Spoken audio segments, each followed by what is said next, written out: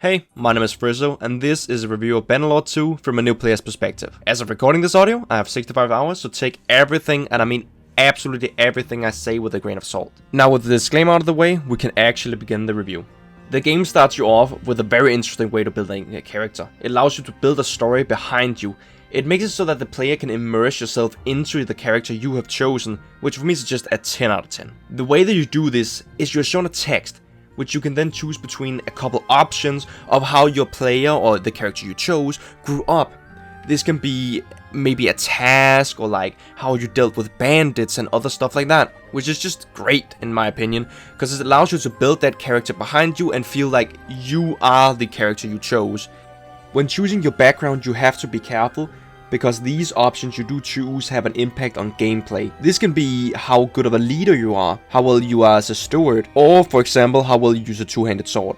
So it's very important you at the start choose something that will help your initial playstyle. What really helps is immersion is also that you're not forced to stay with these things you choose at the start. You can easily just pick up a two-handed sword and start leveling it on the battlefield. So you're not forced to do anything and can do whatever you want and become good at whatever you want. The game starts you off in the training grounds, which, hear me out, you don't actually have to do any form of tutorial. Yeah, I know, fucking wild, right? The game pretty much just says, do you want to do the tutorial or do you don't want to do the tutorial? And of course you don't want to fucking do the tutorial, because this game is made for like trying stuff out. You want to learn by doing in this game, so fuck the tutorial, skip that shit and learn by actually playing the game. It's so much more rewarding and I can only recommend it. I would love if other games actually like took Bannerlord's example here and just allowed you to learn by doing instead of actually having to do these boring ass fucking tutorial. Even though admittedly it's not a bad tutorial, okay? Like you can do like shooting bows, like fight dudes and stuff like that. Like, it's actually kind of fun, but like fuck the tutorial, just learn by doing. An issue I do have with this game is the main quest. Why is it in here? Why do we need a main quest? I don't understand this. I get it that you have to have something to do in the game, but there's so much to do that the main quest is unnecessary. And it isn't just like in many games where you can just like not really care about the game, and these kind of like strategy games, you have to interact with the main quest due to it having a timer. So let's say that you basically just been doing a bunch of shit, just fucking around, and then that timer goes out, you can't even do it anymore. Oh, whoa, Frizo, hold your horses. I actually found out later that there is a sandbox mode in this game, which means you don't have to even interact with the main quest in the main game or anything. And it's actually pretty cool, gotta be honest. Like, you start, like, whatever race you choose or, like, culture, you start over there, which means you can basically, like, get going with what you want to do immediately. You can even choose your own age and, like, everything. It's actually pretty cool, gotta be honest. Like, so forget what the fuck I just said, man. Like, whoa, man. They know what they're doing. They know what they're doing, okay?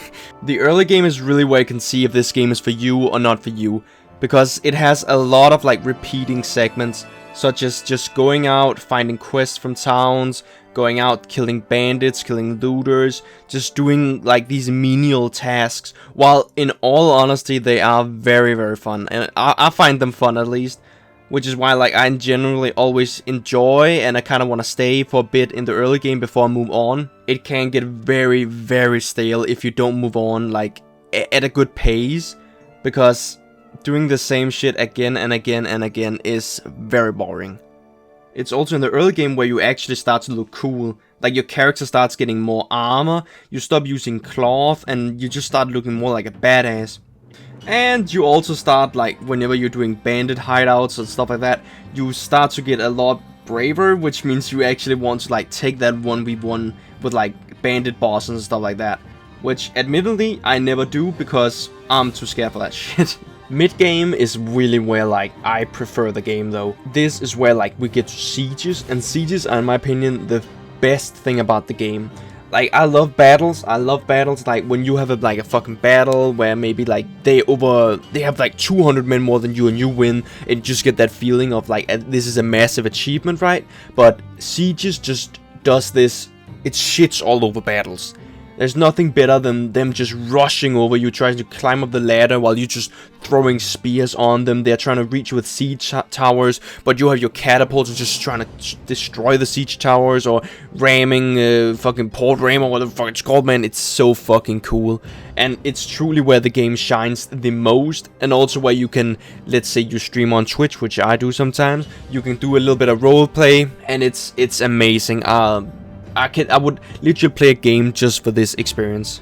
My biggest problem here is that the AI in sieges and in battles is not really that well thought out. So sometimes you can literally just see the AI just bug out on like the terrain, or like on staircases and stuff like that. Which is it's irritating, but the game is still in beta, but so I can live with this. The game's progression is, in all honesty, very fucking annoying, especially the part of getting castles, because in general it's never you that gets the castles. It's always some other dumb fuck in your like kingdom's alliance or another noble that gets these castles or settlements, which means that it's sometimes very frustrating to like start building up momentum and getting all these castles. Of course, you're not supposed to get everything, and I get that, I really do get that, but it's really fucking annoying when you have basically like collected the army, destroyed an entire castle, destroyed a garrison. You're the one who made this happen, and then the fucking king decides to give the castle to some other dumb fuck who did absolutely nothing in the entire battle. It's just one of those small things that really pisses me off, but yeah, it's just annoying, okay? But fighting these battles and these sieges also means that your character that you choose, the one you're pretty much role-playing as, levels up. The game doesn't do leveling as pretty much every other game. This game decides that whatever you use, that's what you level up. So let's say you have your one-handed. When the one-handed reaches a new level, that means that you have to choose between option 1 or 2. And in most cases, these are very important to choose, because you can't reset these, or as far as I know, you can't reset these points. So be careful and make sure you choose the ones that are right for your playstyle. And I really like this system. It makes it so there's more depth to the game, and also this is also the way you level up your companions. They work the exact same way you do. So you really have to be careful, because your companions, whatever the hell they use, you also have to be sure that you're leveling up the correct stuff. And also your governors, you have to choose what helps you govern instead of what helps in battles. Which again, it's just 10 out of 10 big brain shit right here. We're now reaching the end of the video, and I just want to say that this game is not new.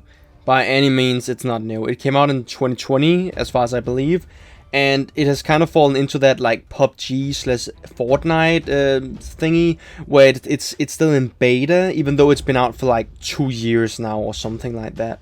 But that does not mean that you should like sit on this game. This game is amazing, even though the late game is just repetitive nonsense, which I'm not that big a fan of personally. Maybe you are. I don't like to do the same thing again and again and again. That's why I stopped playing Call of Duty games and FIFA games. There are some things that I would change. For example, the multiplayer does not appeal to me whatsoever. PvP, I don't give a shit about it. What they really need to do is make it so there's a campaign multiplayer. You can't believe how much fun people would have like if 20 people could play on the campaign map mode. It would be so fun with people joining other like kingdoms and empires, and I really believe this is where like this game could be massive. It would be massive in like the fucking multiplayer community. That's really where I believe this game could like fucking take off. And I don't have any footage of the multiplayer. I didn't even interact with it. I just saw it, and then I went, no, I don't think I will. So I'm not gonna show it. I don't give a shit about multiplayer. Fuck that. On to the next part. This is what I'm gonna say this, that you should not play Bannerlord for like 100 hours at a time. Don't do that. You should play in intervals and keep a lot of breaks. Like, make sure you always take breaks from these type of games, because they work kind of like Hearts of Iron 4 and like EU4. They come out slowly with content over time, even though in Bannerlord you don't have to pay for any sort of content. There's no DLCs. You get what you get from basically just buying the game, which does make me kind of nostalgic from like the old 2005 days though. The game though is perfect. It's non-linear as fuck. You can do whatever the fuck you want, and I do believe if one thing like I can add is that if you could play like as a mercenary like nation or mercenary army or some shit, like have more like stuff to that, I would think this was amazing. Or like maybe a trader, like a trade company or stuff like that. Again, I think that would be like huge things they could add to the game. But should you sleep on this game? Fuck no. Buy the game right now. It's cheap as shit. I'm leaving a link to a place where you can get it for cheap down in the description. Get the game. Don't sleep on it. Get the game. The game's score though was kind of hard for me, because sometimes I felt like this was a fucking 9 out of 10 from like a beta game like perspective. But if I have to be honest and compare it to a lot of other games that does the same kind of stuff, I will have to give it a 7 out of 10.